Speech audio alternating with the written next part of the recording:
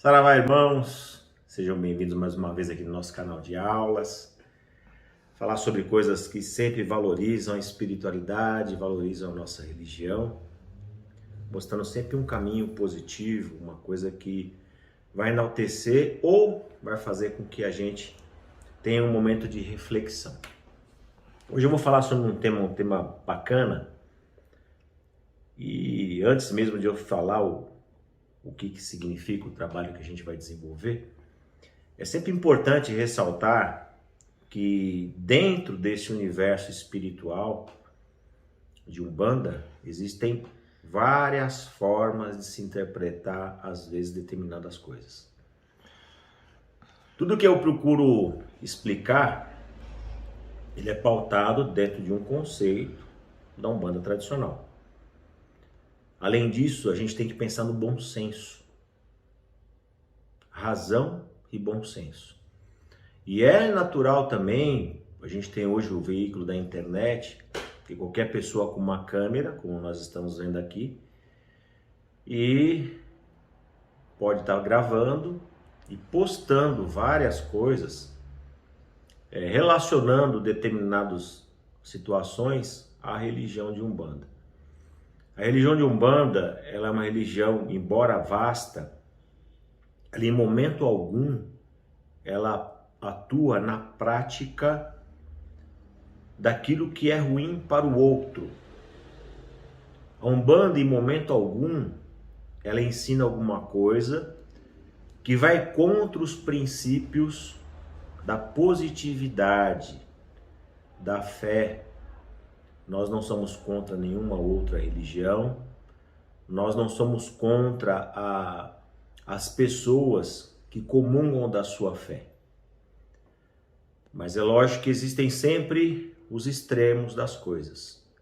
A pessoa que pensa que só ela está certa, dentro da sua razão e da sua fé, e a pessoa que muitas vezes distorce aquilo que ele tem como fé e acaba agregando determinadas situações que não fazem parte de uma evolução natural.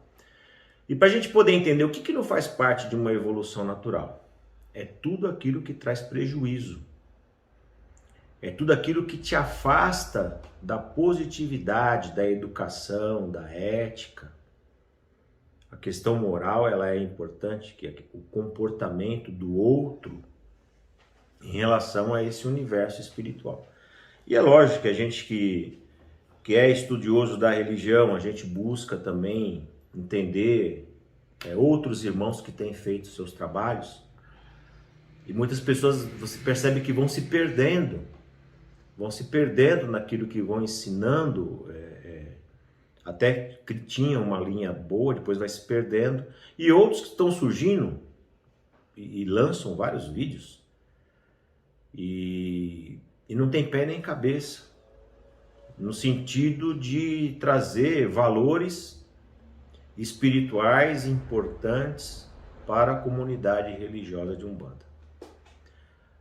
Como eu já falei uma vez e repito, não respondo pela totalidade da religião, porque ela é tão aberta e tão aberta a várias situações que não tem como você comungar com a sua totalidade. Então, como eu já até falei, a Umbanda tem partes que apodreceu e não regenera mais. Então a gente procura preservar a raiz da qual a gente faz parte, que é exatamente levar essa mensagem positiva, do bem, da espiritualidade, entendendo a nossa encarnação, entendendo os nossos guias que vêm passar mensagens maravilhosas.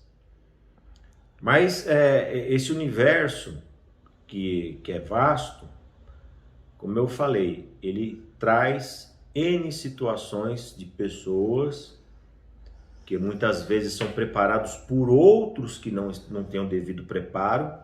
Eu costumo dizer que é o cego guiando outro cego, ou é um caído tentando levantar outro caído. Isso daí existe. Não é a questão de julgamento, é a questão de bom senso. Então, vocês que estão acompanhando as aulas, vocês que estão aí envolvidos com o trabalho da Umbanda tradicional, se vocês pegarem do primeiro a esse vídeo, todos os vídeos, sempre vai ter apontamentos que vão arremeter as pessoas a pensar, a criar uma linha de raciocínio, porque eu acredito que nada é dado, tudo é conquistado, você conquista. Mediunidade não é só estudar a mediunidade. Mediunidade você tem que sentir. E para você ter o preparo para atuar com a sua espiritualidade mediúnica, você tem que ter uma qualidade espiritual e mental que tenha afinidade com a espiritualidade superior. Porque uma pessoa sem educação, uma pessoa que deseja mal ao outro, ela não vai atrair coisas boas. A pessoa que utiliza da espiritualidade para enganar o outro, isso não é só na Umbanda, a gente sabe que existem outras religiões que fazem a mesma coisa. É lógico que você sabe que quem assiste aquela pessoa são seres que estão dentro do mesmo padrão mental dela. Então é dessa maneira que a gente procura interpretar todas as coisas que existem na espiritualidade. 3 círculos para a gente poder raciocinar. Em torno da pessoa, do médium, existem 3 círculos que ele tem que entender. O primeiro círculo é o médium com ele mesmo na sua vida. O que é o médium com ele mesmo? O que ele é, o que ele se tornou, quando ele olha no espelho, quem é este médium? Que tipo de preparo que ele recebeu e qual que é a raiz que ele pertence? E o médium ele tem que buscar valores para que ele possa entender. O médium ele tendo essa referência de entender, de respeitar a sua hierarquia, respeitar seu dirigente espiritual. E se ele é dirigente espiritual, ele tem que se enquadrar dentro de uma positividade, reportar o mais velho dele e procurar ser o guia dele mesmo. Não peça ao seu guia o que você pode fazer você mesmo, ou o que é da sua responsabilidade. Então isso pertence ao primeiro círculo. Entender você mesmo, buscar se aprimorar espiritualmente, buscar realmente a questão mediúnica. A qualidade mediúnica hoje dos médiuns ela é muito baixa, porque o médium ele não se centra dentro do terreiro, ele está dentro do terreiro, mas ele está buscando outros tipos de fontes, se envolvendo com outros tipos de fontes de entendimento e interpretação. Não que isso não possa acontecer, mas depois que ele tiver o seu campo espiritual firmado, é aquele médium que está em desenvolvimento, ele entende a espiritualidade que é passado para ele, mas ele não se contenta com aquilo, ele busca outras coisas e acaba não sendo nada. Então a pessoa ele tem que ter esse centro, buscar esse lado de ter essa positividade e criar uma qualidade mediúnica. A manifestação espiritual, tem muita gente que hoje está só com uma pequena irradiação, já se acha o médium. Isso daí é ao longo dos anos de desenvolvimento e de preparo. Existem médiuns prematuros? Existe. Não é questão de menosprezar nenhuma pessoa dentro da sua mediunidade. Mas a gente tem que entender que existe muito disso. Hoje a gente vê que o médium ele participou de uma gira, incorporou o seu Exu, ele já quer comprar capa, quer comprar cartola, quer comprar bengala e acha que aquilo é o que vai fazer as coisas acontecerem. E não é. Então, o primeiro círculo é o que é? O aprimoramento do médium, é o seu desenvolvimento, é ele se tornar senhor de si, é ele ser o seu próprio guia espiritual. Segundo círculo, amizades e família. O segundo círculo ele é importante, você tem que ter a sua convivência adequada com os seus amigos, com a sua família e com o seu trabalho. E ser um exemplo de pessoa. Então, o médium dentro desse perfil, ele tem que buscar esse tipo de questão. O terceiro círculo é quando o médium ele se preparou dentro dos dois iniciais, dos dois círculos primeiros, para depois pensar em ajudar as pessoas. Porque quando ele está bem no primeiro círculo e no segundo círculo, ele está apto a ajudar alguém, porque ele criou uma qualidade espiritual, uma qualidade de entendimento, foi feito os seus preparos, como eu falei, Umbanda tradicional, a gente faz assentamentos, a gente faz recolhimento, assentamento de Exu, de Orixá, firmeza dos guias, amaci, corte para Exu, a gente faz esse tipo de procedimento. Como eu já falei, não é porque a sua Umbanda que às vezes você está praticando, meu irmão, você não faz esse tipo de coisa que está errado, que dentro da minha raiz é assim. Então, entendendo isso daí, a gente consegue seguir com o meu tema de hoje. Hoje eu quero falar sobre eguns, espíritos sem luz, zombeteiros e obsessores. A gente sabe que o universo espiritual ele é imenso. E o que eu vou falar agora tem tudo a ver com o que eu já comentei com vocês. Quando a gente fala de egum, toda pessoa que desencarna, na linguagem tradicional, principalmente do candomblé, é um egum. Então você se torna um egum. Dentro da linguagem de Umbanda, dentro de uma linguagem até espírita ou espiritualista, espírito sem luz. Dentro da Umbanda, aí existe uma coisa bem interessante. Trabalhamos com o quê? Com guias espirituais.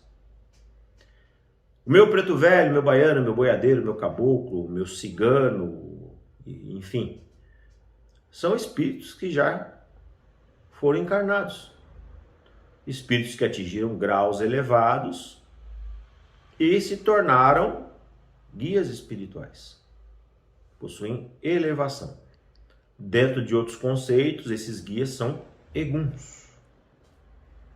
Dentro de uma visão geral, se nós formos colocar dentro desse patamar, são eguns.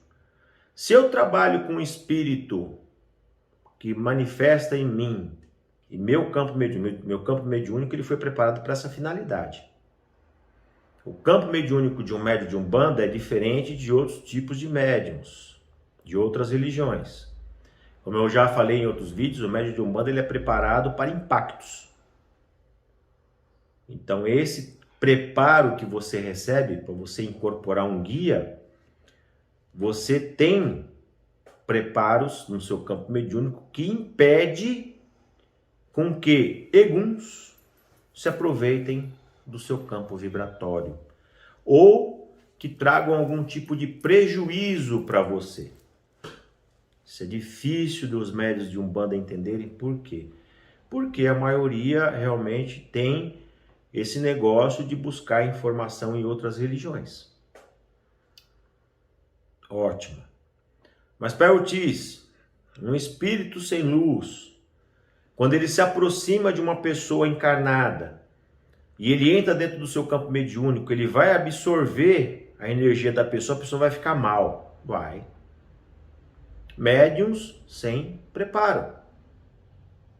Médiuns que se abalam com espíritos que se desencarnaram recentemente e a pessoa fica exatamente com aquela abertura no seu campo mediúnico, porque não tem preparo de assentamento. Assentamento, como eu já expliquei para vocês, é onde você tem o apoio de todas as vibrações espirituais que adornam o seu campo mediúnico. Então você passa a sofrer impactos. Um espírito de uma pessoa que desencarnou, inclusive as pessoas que recorrem a Umbanda tem muito disso, né? Meu tio morreu de uma determinada doença, eu comecei a sentir aquilo que ele estava sentindo e fiquei prostrado na cama. Quando foi ver o espírito do tio, que estava acompanhando a pessoa, e a pessoa, enfim, existe isto. Ah, meu pai morreu, minha mãe morreu, mesmo o médium preparado. Eu tenho tanto amor por ele, tenho tanta afinidade que eu fico chamando. Você vai sentir a mesma coisa que teu pai ou tua mãe, teu tio, sei lá, sentia. Isso daí pode acontecer, linhas de afinidade, tá? Então, para nós, médios de Umbanda, eguns e espíritos sem luz são forças espirituais ou são seres que estão na espiritualidade que não tem nenhum tipo de vulto ou volume de força para nos atingir. Ah, Pai Ortiz, mas dentro da Umbanda que eu pratico, o pessoal lá sofre. São tipos de Umbanda, tá? Não estou aqui, como eu falei, a gente fala dentro de uma doutrina e eu estou falando para quê? Para que a gente possa também fundamentar um conceito espiritual. Ótimo. Aí entramos na categoria quiumba e zombeteiros. Qual que é a diferença de quiumbas para zombeteiros? Existe uma qualificação bem a nível mental. O zombeteiro é aquele espírito que ele atingiu isso por destrutivo, né?